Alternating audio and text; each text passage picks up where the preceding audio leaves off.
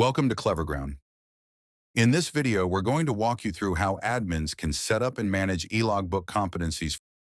First, log into your institute, then select your role as admin, because only admins can perform the setup for competency. Now head over to the Institute Manager section. Here you'll see all your departments and the associated programs. Click the Manage Program button for the program you want to set up. To activate the e-logbook, click the View Details button next to the program name, then go to the e-logbook tab, click the Enable button, select Enable from the drop-down, and then click Save. Enable Competencies. Go to the Manage section. Click on the Manage button to enable the Competencies feature. Set up domains. By default, 7 domains are available. To add a new domain, click on the Manage button. Select Add New Domain. Enter the domain name and subdomain name. Enable the domain using the toggle. Click Add to save. Domains can be edited or their status, enabled/disabled, can be changed anytime via the Manage button. Set up competency levels. Some levels are already predefined.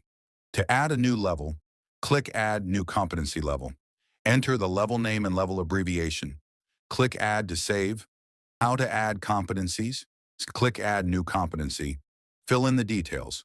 Competency name, domain, subdomain, core, suggested TL, assessment, expected level, number of attempts. Click Save to finalize.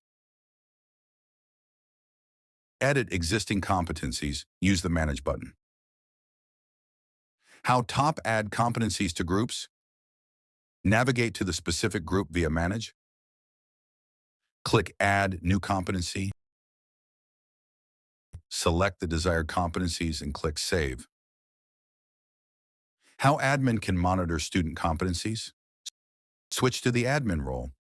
Go to e-logbook greater than student tab. Search for a student.